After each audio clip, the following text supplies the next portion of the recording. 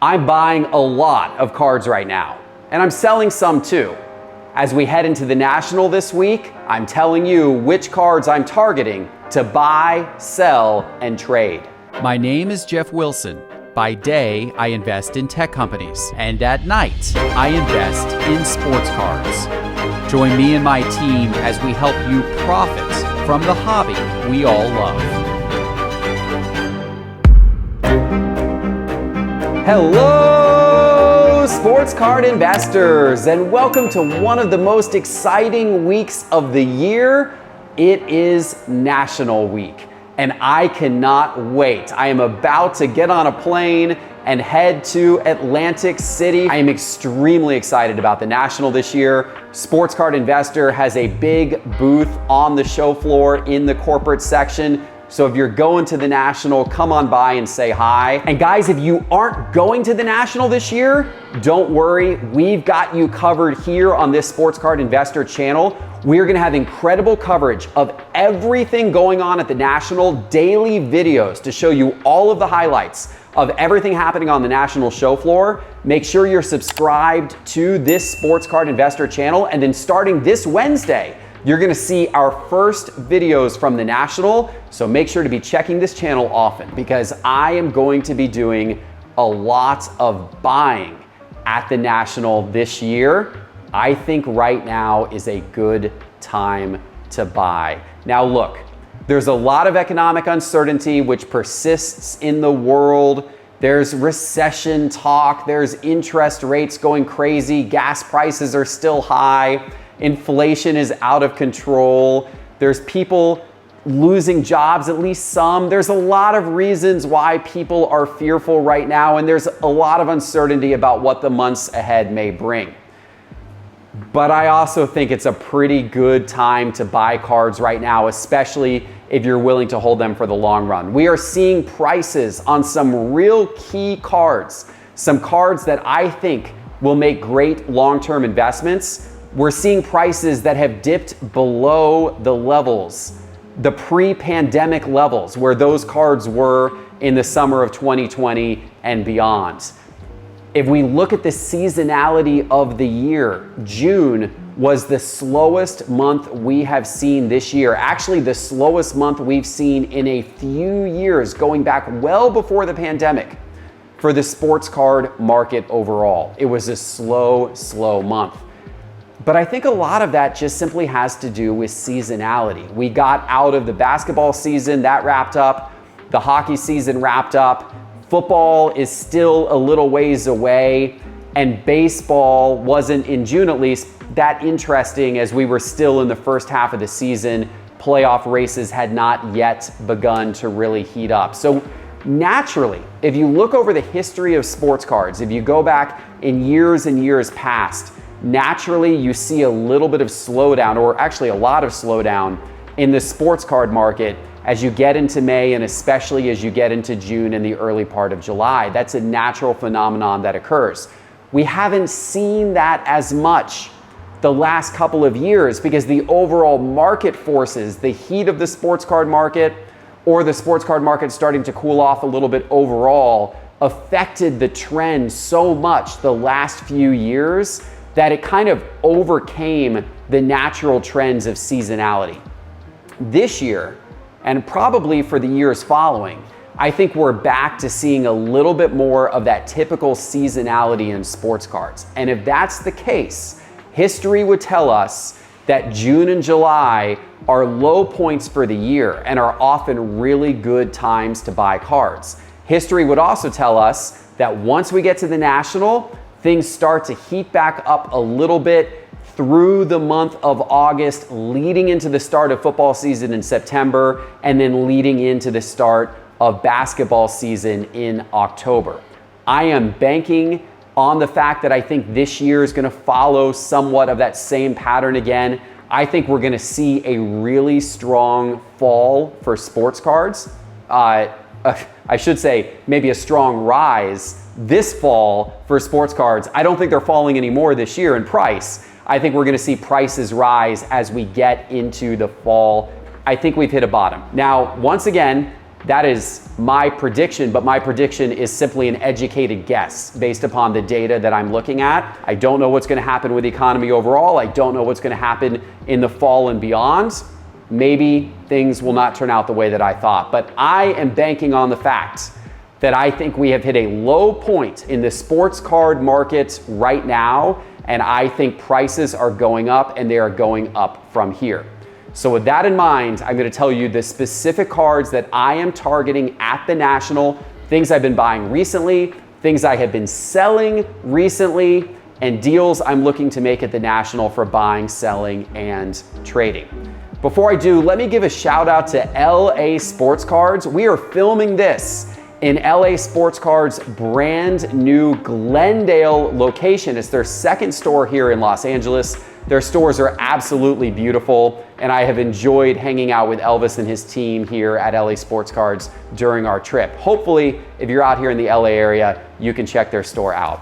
And let me also give a shout out to Market Movers, because as I'm studying all of this market data and I'm looking at cards that I'm gonna buy or sell, Market Movers is my best friend. And guys, I have huge news. We have just dropped the price of Market Movers. You can now get Market Movers for as little as $9.99 per month. Brand new pricing plans. You can even still take advantage of a free trial, but $9.99 per month gets you started with our new Market Movers starting plan. It's big news, and it's just in time for the National. It's the ultimate tool you need at the National to price out your cards. Go to sportscardinvestor.com and click on Market Movers in the main menu bar to learn all about the new Market Movers starter plan. Okay, what am I buying? What am I selling? What am I trading? I'm gonna start by telling you what I am selling. And this may surprise you, because I am selling what a lot of you out there right now are buying. I am selling some of the star up-and-coming AFC quarterbacks.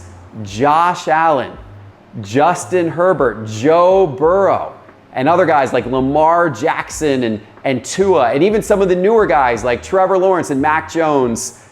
I am selling. A lot of you are buying. I am selling. The reason why I'm selling, and look, I love these guys. I love watching these guys play. I think Josh Allen is an absolute stud. I love watching that guy. I think Justin Herbert is the most exciting quarterback in football. I think Joe Burrow could go on and have a Hall of Fame career. I think Lamar Jackson is incredibly exciting every time he touches the ball. I love watching all of those guys play. I think Tua has upside with the new weapons in Miami. There's a problem. Only one of those guys is actually going to make it to the Super Bowl. It doesn't matter how good all of them are.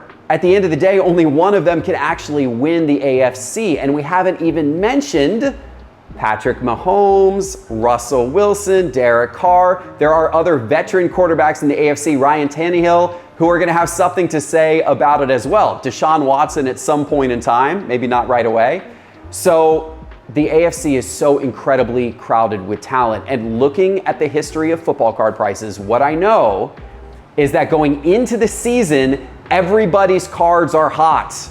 And then as the season goes on, everybody except the guys who get to the Super Bowl, their cards eventually cool off. So although I named all of these names of extremely hot players right now, only one of them is going to be really hot come the end of the season. The others are going to see their cards most likely drop in price. So under this strategy, while I have been here in LA, I actually traded away 2 massive cards. You've seen on this channel before, you saw me buy the Justin Herbert Gold Kaboom card at the Dallas Card Show a year ago for $7,000. I then got that card graded. I just traded it away. I got a little over $30,000 in trade value for that card, about $32,000 worth of trade value, which I was pretty happy with taking that profit, especially in a year when the card market has declined significantly. What did I trade it for? A couple of cards of icons and GOATs. We'll talk more about those as we go. I also traded away my Josh Allen card, the big Josh Allen card that I made a big trade at a later Dallas Card Show last year where I traded a big Kyler Murray for a big Josh Allen card. I traded that away for an iconic Babe Ruth 1933 Goudey. I'm de-risking. I'm taking the risk off of Josh Allen, even though I love the guy, and I'm moving it to a much safer long-term play, in my opinion, a iconic 33 Goudey Babe Ruth card. So, in general, I will be selling my Joe Burrows. I will be selling the remainder of these hot AFC quarterbacks at the National while I'm there, or I'll be looking for trades for them. But I might do a little buying. Of two AFC quarterbacks, Patrick Mahomes and Russell Wilson. I might do a little buying of those two guys for two reasons. First of all, their prices are very depressed. Patrick Mahomes' prices are less than half of what they were a year ago. Russell Wilson's prices haven't gone down that much, but they're still down compared to their historical highs.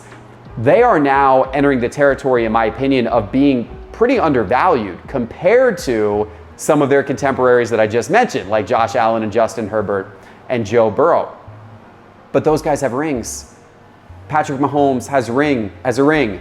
He's got an MVP award. He's got a couple of, MVP in the Super Bowl. Russell Wilson, a ring. These guys are more accomplished than those other guys I just mentioned, and their prices are really low, and they're in pretty good situations on teams that have a lot of potential to be competitive in the years ahead. So I'm still fearful of AFC quarterbacks in general, but if I'm buying in anywhere, I'm gonna go with a couple of guys that have rings, that are slightly more veteran-y, and have the potential to maybe continue to add to their ring count in the years ahead. We'll see.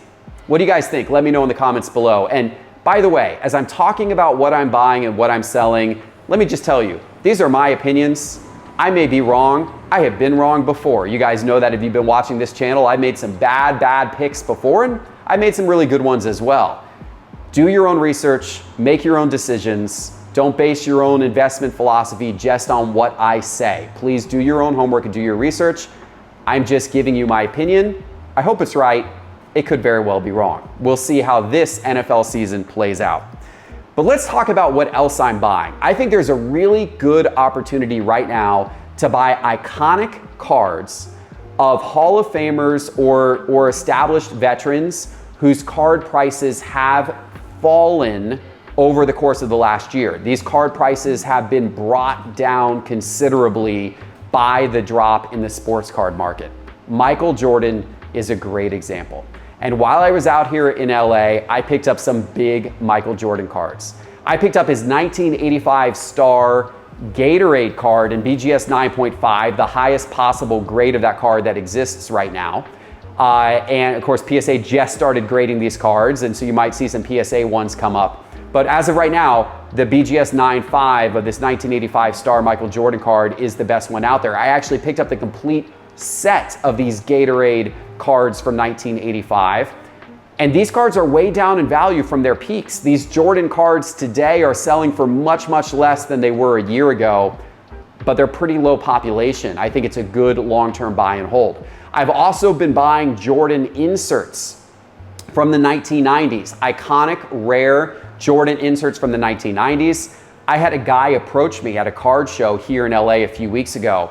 He had a whole stack of iconic Jordan inserts from the 1990s that he wanted to sell me below recent comps, significantly below recent comps. And I said, why do you want to sell out of all of these? And he said, the price of these has been dropping, and I'm scared they're going to drop more, and I just want to get cash. And I said, you know what?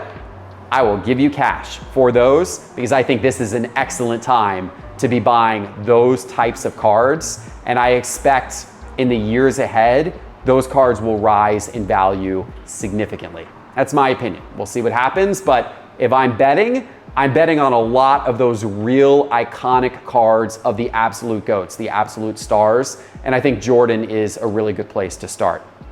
I'm also been buying, and I'm going to continue to buy Steph Curry. Now, you may say, well, this isn't the best time to buy Steph Curry. He just came off a championship. His prices are pretty high. And that's true. His prices are pretty high. He did just come off a championship, and common wisdom would say maybe this isn't a great time to buy his cards. But his cards are actually still down from the peaks back in January when he set the all-time three-point record. His cards have come down a little bit, and I feel that Steph Curry, with this last championship, has put himself in the LeBron James echelon. I feel that Steph Curry is going to go down historically as on the Mount Rushmore of players of this current era of basketball. I think there's a chance that if Steph Curry goes on and adds a few more rings with Golden State, which is possible, Steph Curry is a lot closer. It seems like Steph Curry is a lot closer to adding a few more rings right now than LeBron James is. And I feel like if Steph Curry does that, there will be some that will look back at this era of basketball and rank Steph Curry above LeBron in terms of all-time greatness. Now, I know many of you out there are horrified by that statement and suggesting that, but what if Steph Curry has 6 or 7 rings and he changed the game with his three-point shots? I like the upside that he has long-term for sure, being thought about of one of the most iconic players of all time. And I also like the short-term upside he has with Golden State rolling into next season likely as the NBA title favorite again. So for those reasons, this offseason, including at the National, I'm shopping for more Steph Curry cards. I'm also shopping for some of the great players currently playing in basketball whose cards are down a lot, including Giannis and including LeBron. I mentioned LeBron. LeBron's prices are down tremendously. We're starting to get into potentially a good buying opportunity for LeBron. If you think about where his prices could be in 5 or 10 or 15 years, as he, is in the Hall of Fame and is known as, if not the greatest of all time, one of the greatest of all time. I think long-term, he's a super, super safe bet. And right now his prices are down. The only question that I have is, will LeBron's prices fall further if the Lakers are as bad next season as they were this season? The answer could be yes. So I'm not rushing out as quickly to buy LeBron's cards as I am some of the other guys I just mentioned, but I do think there is some buy opportunity for LeBron either now or in the not so distant future. There is one newer basketball player that I am going to take a chance on, and it's Zion. I am speculating on Zion again, and maybe I am absolutely crazy because I have been burnt by buying some big Zion cards in the past and then watching him not return to the court and watching his cards fall in value. But I am hoping that we have hit the low point of the Zion market. I think there's going to be a lot. We've already seen his cards start to go up some recently, and I think there's going to be a lot more upwards momentum of his cards as we get into this basketball season, especially if those social media posts we've all seen prove true, where he looks incredible, he looks in shape, he looks cut, and he's out there saying that he's not going to disappoint people, that he's going to be back with a vengeance. If that's all true, I expect Zion's prices to rise a lot as the season gets going. I think I'm going to take a chance and pick up some Zion at the National. I'm also buying soccer. Guys, the World Cup is coming up this fall, and we're starting to see interest increase in the soccer card market. The World Cup actually, I think it's November and December of this year. It's a little later than most. I wish it was taking place this summer, because if the World Cup was taking place right now over the summer, like it typically does, this would actually really, really help the sports card market right now over the summer. But unfortunately, we've been in a little bit of a lull because we haven't had a big sporting event like that. The World Cup is going to have to compete this fall with football and basketball, which I don't love, but it's still going to be a big event. It's still a worldwide phenomenon, and there's still going to be tons of attention being placed on soccer as we get into October, November, and December. So I do think this is maybe the last moment you can start to pick up some soccer cards before what I believe is going to be a run-up in price as we get into the World Cup. Also keep in mind that in 2026, the World Cup is here in America. And our young American team, which should be pretty decent in this year's World Cup, could be really good in the 2026 World Cup because most of our young players will be hitting their prime in 2026. I have a lot of optimism for soccer cards, especially if you're willing to hold and anticipate what soccer could do in America in the years ahead leading into the 2026 World Cup. I also think there's some opportunity in the vintage card market. The one area of the sports card market that seems to have held up well over this summer is football cards. Some of those guys who I just mentioned, the Joe Burrows and the Justin Herberts and the Josh Allens, have really kept some of the key football cards elevated this summer as other cards have been dropping. There's not nearly enough attention paid to vintage football. And with all of that excitement around the modern football guys, I think I might look for a little bit of vintage football at the National. And of course, I always love picking up on-card autographs of Hall of Famers on their rookie cards. I picked up this beautiful Alou Alcindor card, of course, Kareem Abdul-Jabbar, autographed Abdul-Jabbar. I picked this up at Burbank Sports Cards while I was here in town. I traded for it. It's funny, I traded a Shai Gilgeous-Alexander card for this card. Like, talk about trading, you know, a modern speculative basketball, who knows exactly what he'll be and how relevant he'll be in another few years, for one of the all-time greats, on-card autograph, rookie card, and it was an even trade. I'm doing that right now. I'm de-risking getting out of some of the higher population modern cards, which brings me to that point. I'm selling a lot of 2020, 2021, 2022 cards right now, and I'm moving my investment back into those iconic cards from prior years, which are currently down in price significantly from their highs a year ago. I'm concerned about overprinting. I'm concerned about how many different parallels have been added to sets recently. In fact, I did a whole video about that on our Market Movers channel recently. Go check that out if you haven't already, where I specifically talked about how there's just so many more numbered cards, serial numbered cards, and parallels being made this year in 2022 than there was even a few years ago. And how ultimately, I think that's going to devalue all cards from this year and last year and the year prior, that there's so much of it being printed. Even the more rare serial numbered stuff is really not as rare as you think it is. Go watch that Market Movers, the video on the Market Movers YouTube channel if you want to see that in more detail. But in general, I'm moving my money away from some of those types of cards from the last few years, moving my money back into some of these more iconic cards that I can buy at a big discount compared to where they were priced a few years ago, or even, I should say, a year ago. They've been down a lot since their high about a year ago.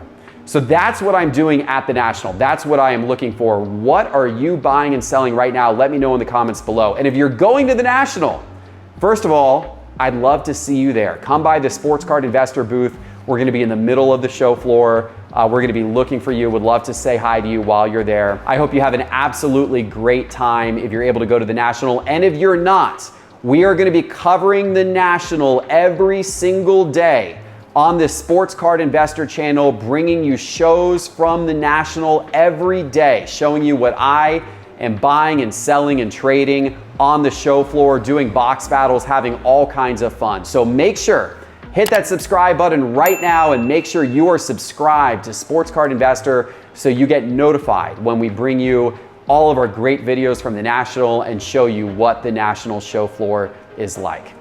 All right, guys, let me know what you're buying and selling and trading in the comments. Enjoy National Week, and I'll see you from Atlantic City in a few days. Take care.